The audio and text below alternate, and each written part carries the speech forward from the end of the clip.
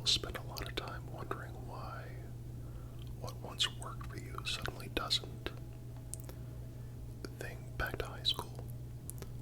Popularity there was simple, or at least it seemed that way. It was about visibility, about being part of the right crowd, wearing the right brands, saying the right things. Maybe you were an athlete. Maybe you had the best parties. Maybe you just had the kind of confidence that made other people follow you. In high school, popularity is often about dominance, about who can be the loudest voice in the room, the one everyone watches and talks about. But then high school ends and the social dynamics shift. College is different. Suddenly, no one cares if you were homecoming royalty or if your parents bought you a brand new car on your 16th birthday. Popularity in college is about connections. It's about being interesting, having a personality that draws people in. No one remembers the person who's trying too hard to be cool. They remember the person who can make them laugh at 2 a.m. over cheap pizza, the one who introduces them to new music, the one who makes life feel just a little more exciting. In college, exclusivity takes a backseat to charisma. You don't just want to be seen, you want to be remembered. But even that isn't enough forever.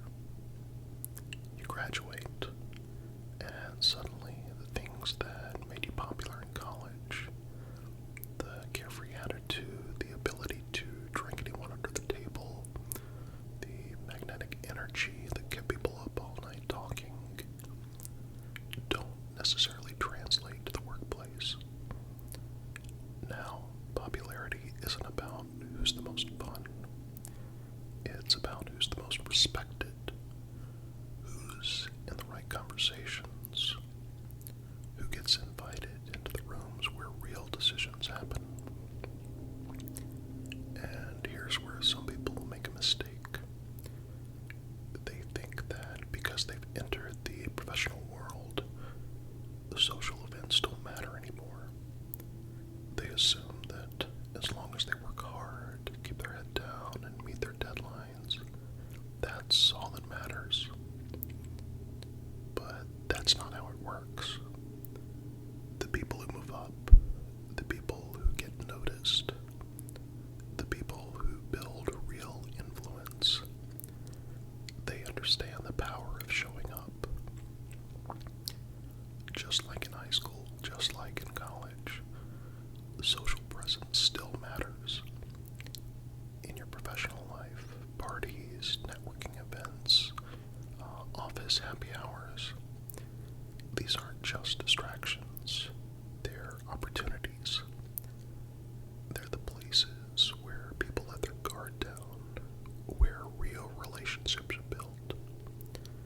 If you're not there, you're out of sight. And when you're out of sight, you're out of mind. But there's something even more powerful than simply showing up. And that's knowing how to show up. Because if there's one thing that's remained true across every stage of life, it's that mystery is magnetic. The people who are most fascinating, the ones who draw others in without even trying,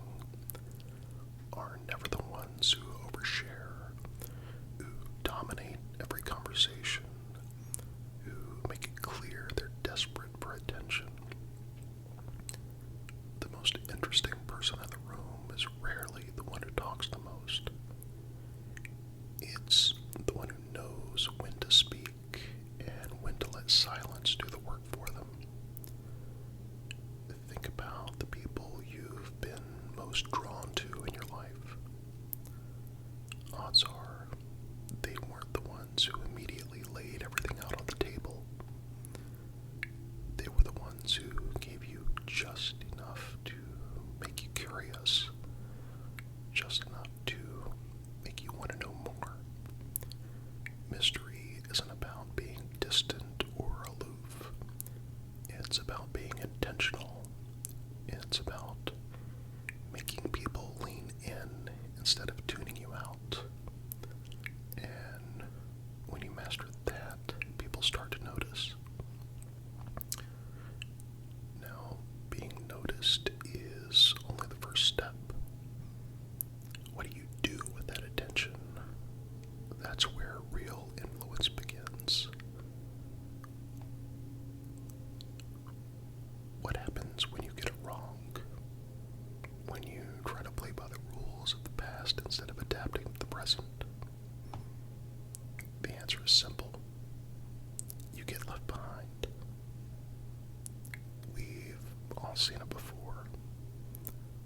The person who peaked in high school and never grew beyond it, still talking about their old glory days while everyone else has moved on. Or the college social butterfly who never figured out that the ability to rally a group for a last-minute road trip doesn't translate to being respected in the workplace. And then there's the office tryhard, the one who thinks they can win influence by being loudest in meetings, by forcing their presence instead of earning it. These are people who never learn that popularity is fluid. It changes, and if you don't change with it, you become irrelevant. But let's talk about the people who do get it right. The ones who evolve. The ones who understand that the game isn't about being the most liked, but about being the most valuable. These are the people who make an impact wherever they go, not because they demand attention, but because they make others want to give it to them. They show up at the right events, not out of obligation, but because they understand that being seen matters. They know that their presence at a work gathering signals that they're engaged, that they're part of the culture, that they belong in the rooms where important conversations happen. But they also don't overstay their welcome. They don't try to be the center of attention. They make just enough of an impression and then leave on a high note, leaving people wanting more. This is the art of being remembered. See, the people who truly hold power, the ones who are genuinely influential, never seem like they're chasing popularity. They make it look effortless, and that's because they understand the balance between accessibility and mystery. They know that if they're too available, too eager, they lose their appeal. But if they're too distant, too unreachable, they become irrelevant. This balance is what sets apart the leaders from the followers, the insiders from the outsiders. It's what makes someone's name come up in a room when they're not even there. It's what makes them the person others want to be around, not just because they're fun or charming, but because their presence carries weight. And this brings us to the most important point. Popularity, real popularity, isn't just about being liked. As I said, it's about being respected. In high school, people follow whoever has the most social power. In college, they gravitate toward whoever makes life more interesting. But in your professional life, the ones who are truly popular are the ones who people trust, the ones who bring value, the ones who don't just take up space, but make the space better. So if you want to be popular in the ways that actually matter, not just for a season, ask yourself this: are you showing up where it counts? Are you making people curious enough to notice you, but respected enough to remember you? Are you adapting? Are you learning? Are you evolving? Because if you are, you'll never have to chase